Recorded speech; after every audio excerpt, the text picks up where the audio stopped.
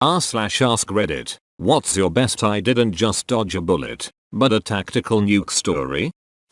I've posted this story before, but when I was a young child, I was outside playing with the hose by myself. A man appeared at my fence and asked me to come over. I walked over. He leaned down and picked me up. I started kicking at him and he dropped me almost immediately, then walked away. After that I ran inside, hid in my closet and never told a single person. I had almost forgotten about it, or thought I had imagined it, until years later when my mom was telling me about how they recently solved a cold case of a man who kidnapped and murdered a girl around my age at the time from our neighborhood and left her body in a field a few miles from our house. Not nearly as scary as your story, but when I was about 9, I was outside playing in front of my grandma's house. She lived next door to us. I lived in a major city, but on a side street, off a side street, off a side street. Generally only people from the neighborhood ever drove on it. This car stops in front of my grandma's house. There's a man and a woman in the car. The woman is in the passenger seat and closest to me. She rolls down her window and says something to me, but I can't quite hear her. She motions for me to come a bit closer. Something just seemed off about both of them and my gut was telling me to run. I told her she needed to speak more loudly. She said they were lost and needed directions and motioned again for me to come closer to the car. Again. My gut was screaming no. So, I said, I don't think I can help you.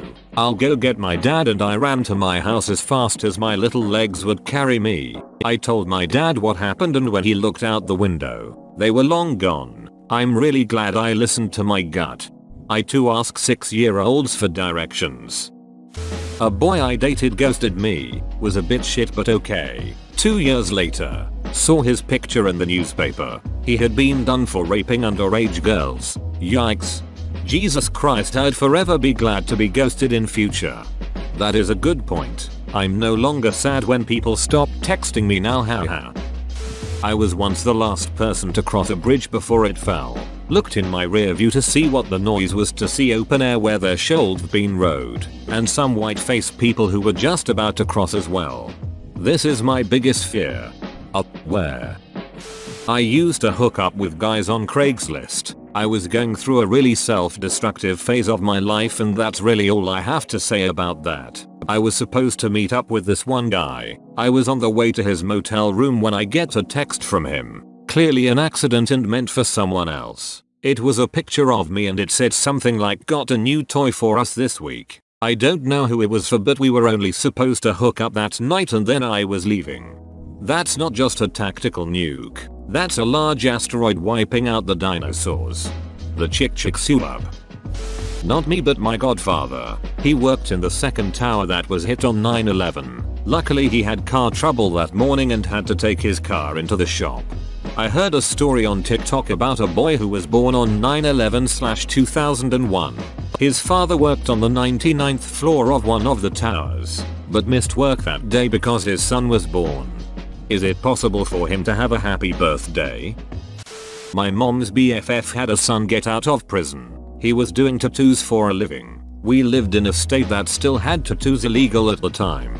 So he and his mom came to our house to give us a tattoo. I was like 18 at the time and I think he was in his early 20s. We were told he went to prison because, while he did have a drug problem at the time, he took the fall for someone carrying a duckton of meth. His mom kept hinting, and eventually outright suggesting, I let him take me on a date. She swore up and down he needed a good influence like me. I'll admit, I did feel pressured quite a bit. His mom was one of my favorite people in the world and I felt like I was letting her down. But I was not feeling it. Dude was not attractive at all. Worst of all, he was covered in swastikas that he claimed was to survive prison. I also found it really creepy that he kept oddly stroking my foot while doing a tattoo several inches above my ankle. But we managed to end the tattoo party with no dates made. Cool. About 3 months later, I'm listening to the news as background noise and I hear her son's name mentioned. Police are looking for him. He strangled his girlfriend and all 4 of her children after the girlfriend caught him molesting one of the kids. When it's said that the other person needs someone to be a good influence, that's a huge red flag. right away. It says the other person has some recognized shit qualities and is unwilling or unable to make changes to their own life, and you are expected to ride in and convince them to change. That other person really has a need to have a positive influence and would benefit from such relationships. In either case, proceed with much caution. Right. That mom was desperately looking for someone to save her kid. The thing is, it's no one else's responsibility to save someone. As a parent, I can understand her actions. She was looking for someone to break his bubble, and he had probably walled her out from being able to affect his life in that way. I feel for the mom here.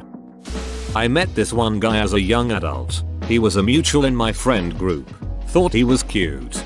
Gave him my social media info and we chatted back and forth for a little bit. I moved away from the area not long after we met. After I moved, he messaged me constantly asking me to come over to his house, attend parties with him, come to his area so he could buy me a drink, so on and so forth. I politely declined every time. This went on for literally a year. Eventually I entered into a committed relationship. Shortly after, he asked if I had a boyfriend. I said yes, and he proceeded to send me a bunch of pictures of his wiener. I instantly blocked him. 2 years later, through our mutual friends, I found out that he had been accused of drugging and raping several women. When police came to his house to arrest him, they found a woman in a dog kennel in his living room. Not sure the entire story behind the girl in the kennel, but just thinking about it freaks me out. Edit. Okay, I wasn't expecting this to blow up like it did. I asked one of my friends for more details. Apparently he is also being accused of trafficking women, and the girl in the kennel was one of his victims. He is currently in jail awaiting trial, praying that justice is served. Reminds me of a guy I recently went on a date with. He seemed antisocial, sociopathic. His house was clinically clean, cold, lifeless and dead feeling, like nobody actually lived there. He joked that he kept bodies in his freezer. He made excuses for strange marks on the wall, saying he was letting other people stay in his home for weeks for free and he hadn't been there for some time. He said he took off work to thoroughly scrub down his house for my visit, but he missed a few spots which looked like long scuff marks from the bottom of shoes but at eye level, blaming them on his guests. He pushed me to move in with him when he was showing me his place. Offered me to live there for free. He kept saying I'm trying not to be pushy with you and gestured at the physical distance between us. Strong rappy vibes. After the second date he sent me CC footage from his home security camera of him walking me to my car and said he misses me and keeps watching that moment back. I blocked him. He contacted me on an unknown number a few weeks later and told me he wasn't giving up. I blocked again. He said he was buying the townhome across the street to have it rented out. I'm starting to wonder if I should have the police check it at some point. I'll go with yes. Definitely. Better safe than sorry. When I was 14 I went to my best friend's house for her birthday party. A 30-year-old guy that worked for their parents asked her to tell me that he wanted to take me out on a date. I said I had a boyfriend. He seemed nice, but he started following us everywhere and just standing back staring at us. They had a huge farm. I got nervous and called mom to come get me. Months later we saw his wanted poster at our grocery store. He was serial killer Angel Resendez, the railway killer. Mom didn't believe me until it was on AMW that night and they interviewed my friend's foster parents. Then she freaked. Well, I expected a lot of shit in here, but this really deserves the not a bullet but a tactical nuke award. I'm almost annoyed this is top comment because it feels pointless reading any others. Ain't nobody topping that one. I was bullied pretty badly in middle school by this one kid. Before I could finish 7th grade, my parents and I moved to another state. On my last day in middle school, the kid who bullied me was unusually nice to me. Found out after my last day in middle school in that town that my bully beat a teacher with a metal baseball bat. Apparently he was gunning for me, and got frustrated that I didn't show up and decided to just take it out on a teacher. Last I heard, he went to juvie for that. Why was he nice to you a day before, I wonder? Probably planned on caving my brains in the day after. I had 2 friends that were going to score some meth. I almost went with them to get dropped off home on their way back. They were both killed, robbed, and set on fire. Holy shit dude, I'm really sorry about your friends. That's awful. THX. Don't get into street meth. Never seen it end well. Not me, but my mom one day. A male co-worker of hers asked her on a date. She was friends with him and liked him well enough, but she had a boyfriend at the time, so she politely turned him down. He took it like a champ and jokingly said, you should dump that guy. I'll treat you much better." Less than a year later, he was arrested for murdering his ex-wife with an axe because she wouldn't let him borrow her car. He didn't seem to take the ex-wife like a champ. The amount of people in this thread dodging rape and then being murdered is alarming. Scary to think about how many more people would be here to comment if they had simply made one choice differently.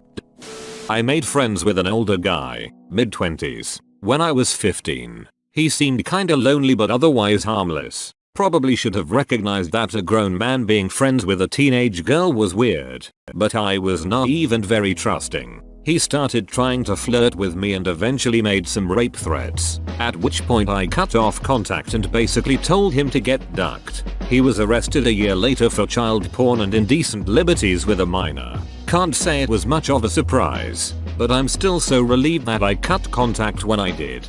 Good for you. You had the guts to get away at the right time. Did your parents' friends knew? People who could have told you it was not normal? Thanks. I was really sheltered growing up, so I didn't see the red flags at first, and never bothered to tell my parents because they would have gone ballistic. For good reason, of course. But as a teenager I didn't want to deal with the drama. In hindsight I definitely ignored some early warning signs because I felt so special and mature to have an older friend. But I'm really lucky that I managed to get myself out of that situation before anything bad happened. Edit. My daughter just showed me this post shared by somebody else on TikTok right after I was telling her about another Reddit post that got reshared. There were a few days where all my appliances were breaking down. First the clothes washer, then the air conditioner, then the dishwasher, then one morning, before leaving for work, the refrigerator stopped cooling.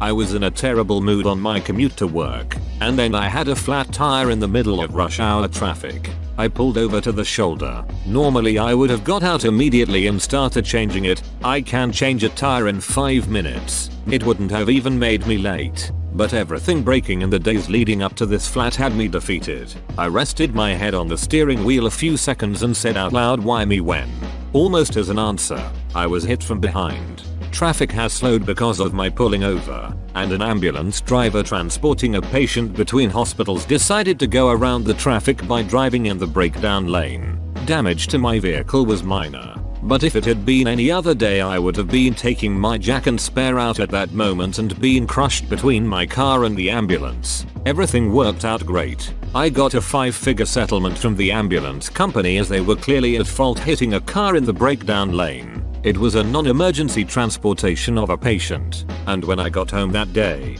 all the appliances were miraculously working again. Your guardian angel is a gremlin. That right, there's a decent writing prompt.